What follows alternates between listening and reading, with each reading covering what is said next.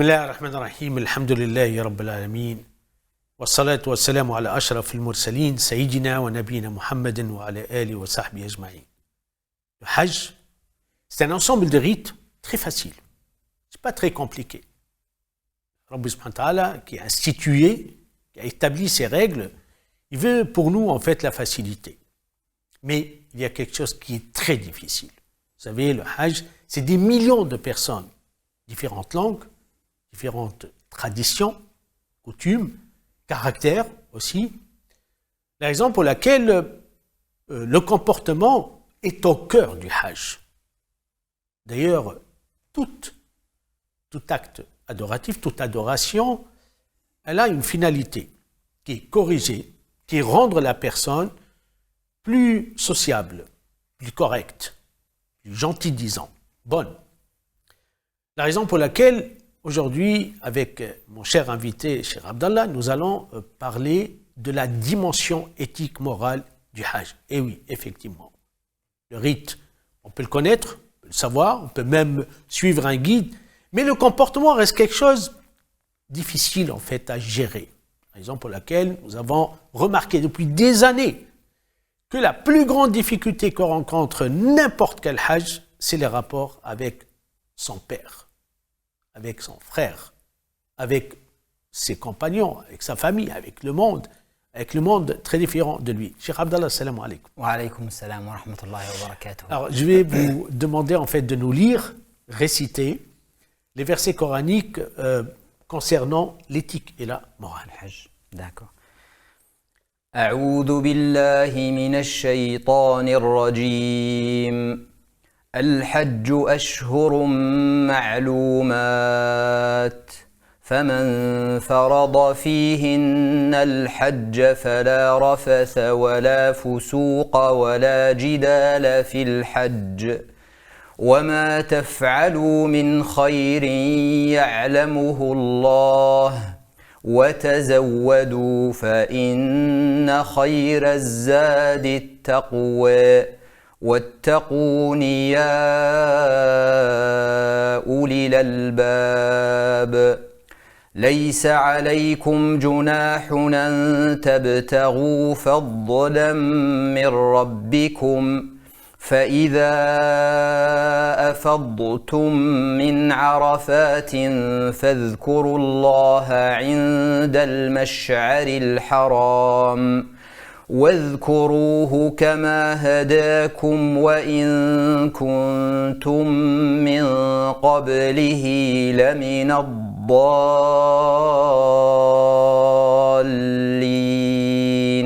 صدق الله العظيم ونحن على ما قال ربنا من الشاهدين. Donc c'était les versets coraniques de sourate Al-Baqarah sur le Hajj. Sur le Hajj, exactement.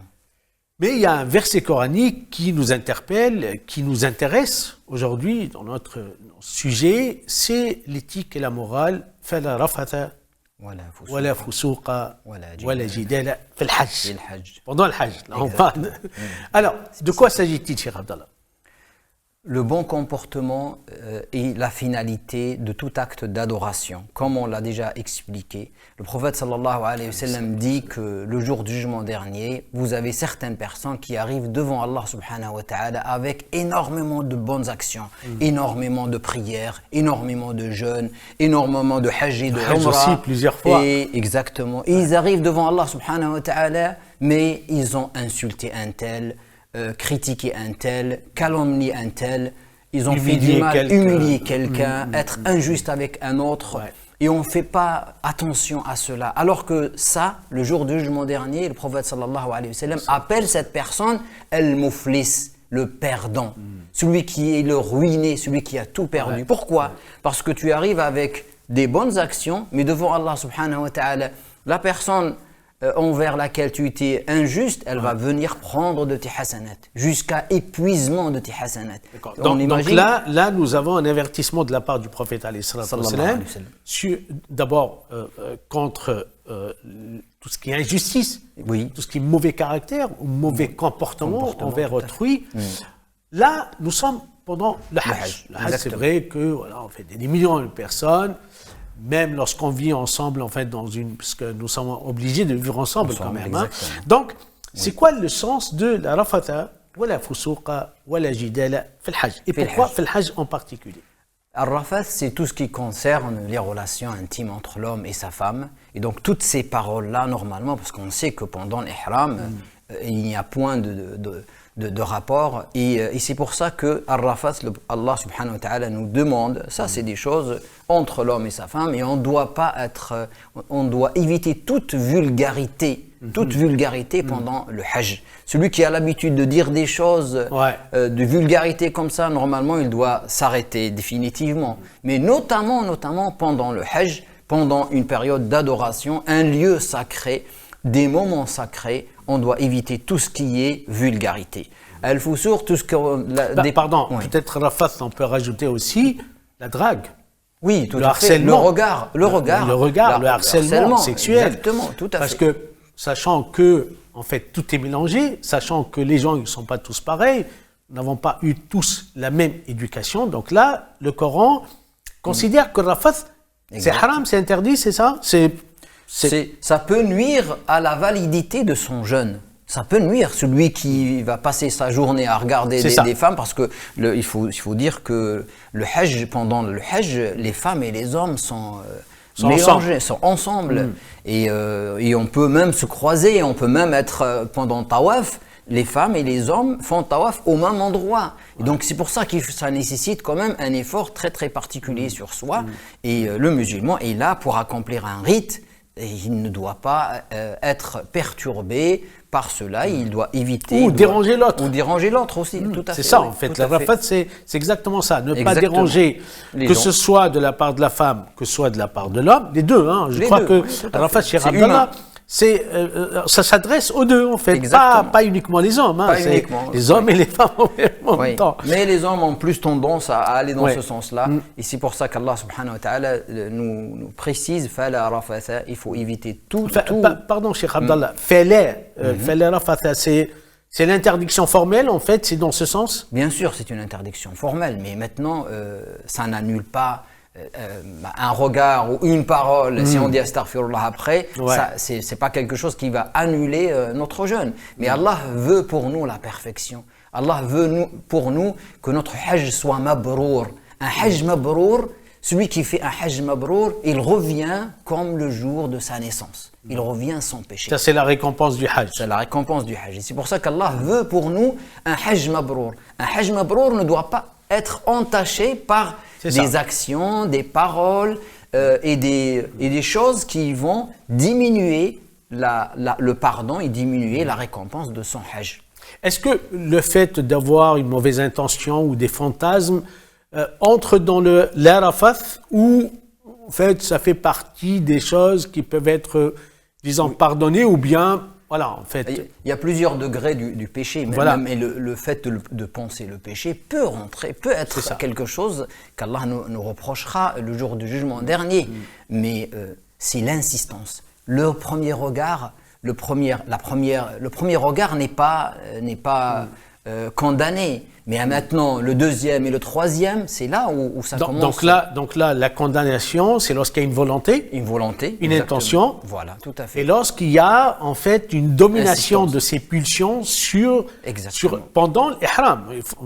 Tout à fait. Rappelons-le quand même que nous sommes dans un mois de haram, nous sommes dans un lieu muharram et nous sommes en état de ihram. Alors là, en fait, toutes les muharramettes ensemble qui poussent les musulmans, qui doivent empêcher d'ailleurs les musulmans en fait à se trouver dans des situations délicates ou dégradantes, ou bien même en fait les petits mots. Hein, en fait, ça, nous le savons très bien. Tout à fait. En fait, que ce soit dans le groupe des hommes, que ce soit dans le groupe des femmes, il y a aussi illusion à des termes à connotation sexuelle qui entrent dans la Rafath.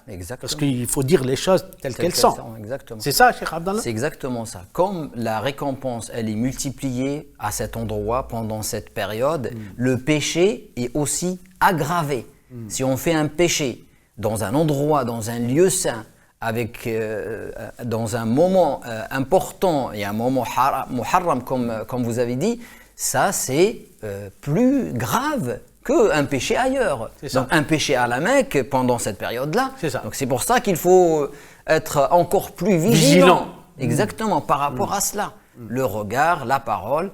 Et généralement, les gens ne sont pas là pour ça. Mais il faut quand même faire attention. Il y a une réalité. Il y a une réalité devant nous. Mais Cheikh Abdallah, est-ce qu'on peut rappeler quand même l'histoire à l'époque du prophète alayhi salam, pendant le Hajj, pendant le Tawaf, parce qu'il a détourné complètement le regard. Exactement. Si on peut rappeler cette belle histoire. C'est son cousin Aqil qui était très beau.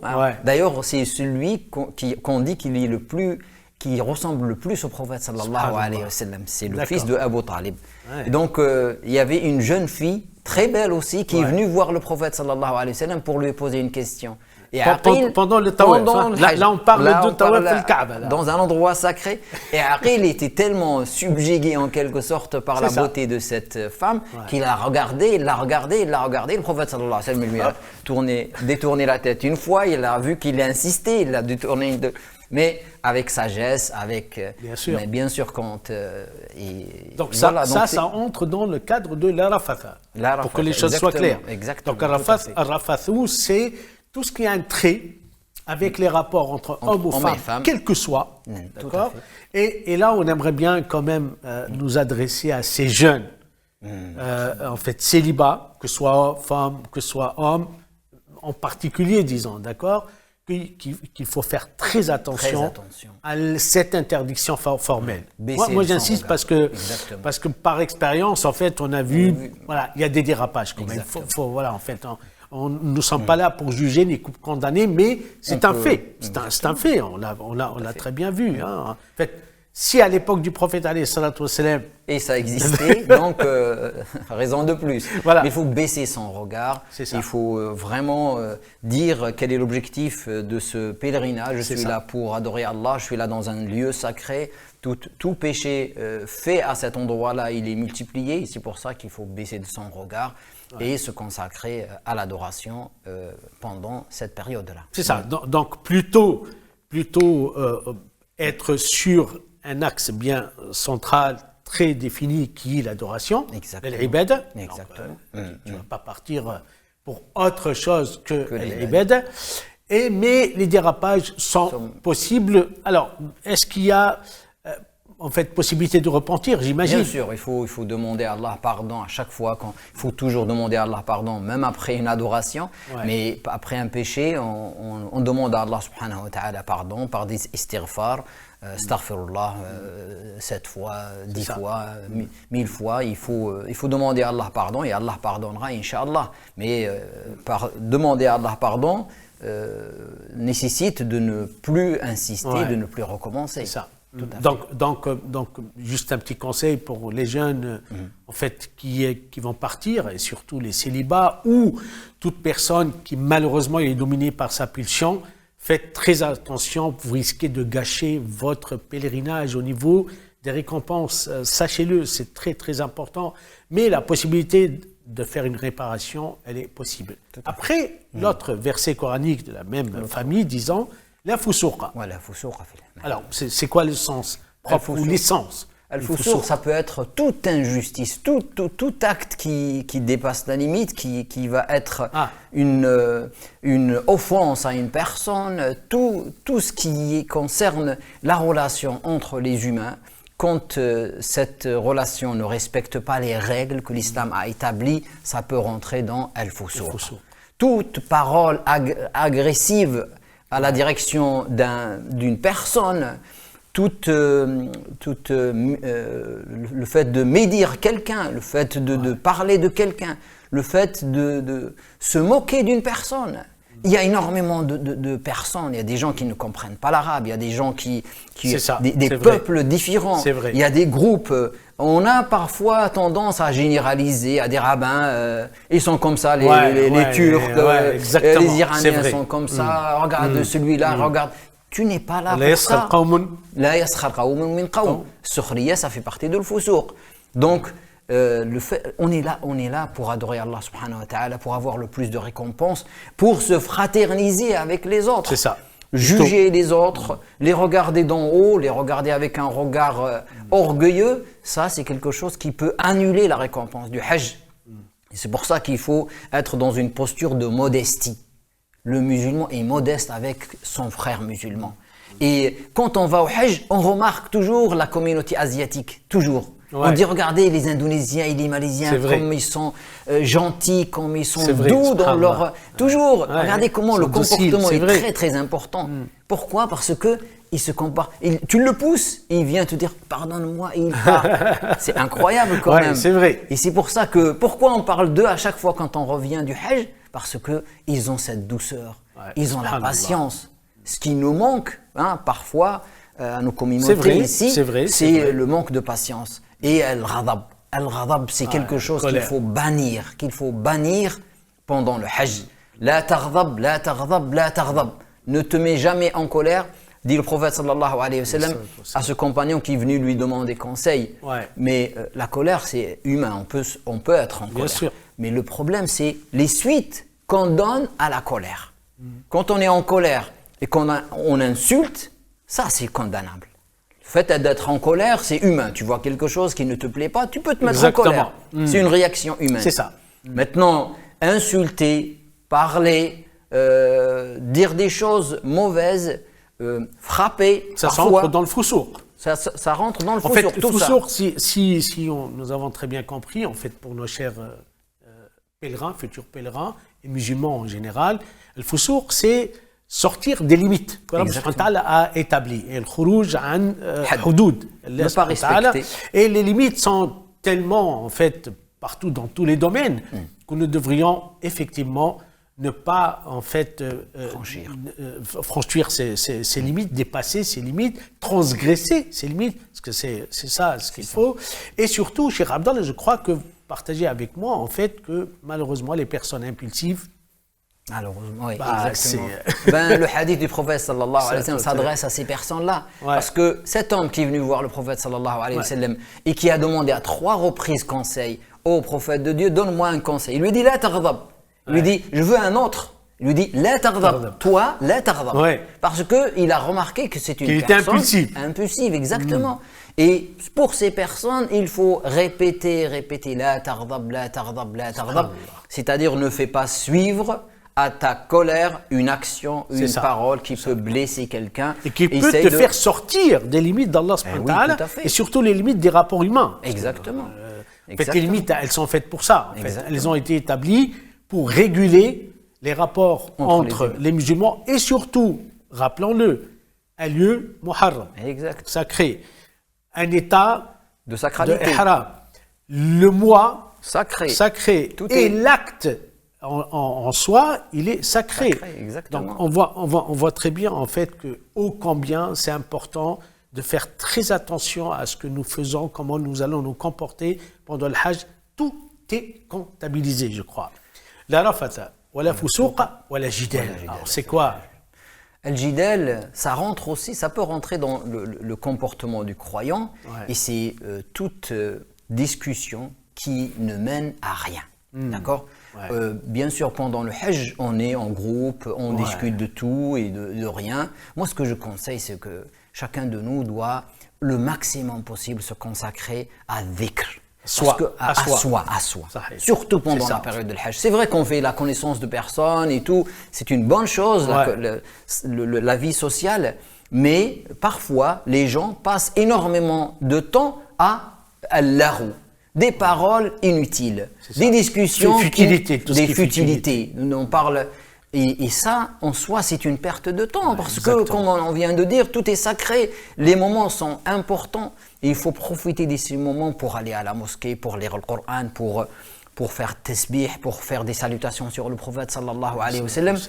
On a tellement de choses à faire qu'on peut éviter le jidal et l'arou. Cheikh Abdallah, barakallahu fik, merci beaucoup, parce que là, nous arrivons en fait à la fin de cette rubrique, mais sachant que nous reviendrons sur ce sujet en particulier prochainement dans les émissions en air spécial Hajj. Barakallahu fik, Cheikh Abdallah, Rabbi barik. Pendant le Hajj, des millions de personnes se côtoient, se mélangent, se rencontrent, se croisent. Bien sûr, l'alimentation est présente, certainement. savez que malgré les dispositions sanitaires des autorités saoudiennes, malheureusement, beaucoup de pèlerins, je dis bien beaucoup, et surtout les personnes fragiles, tombent malades.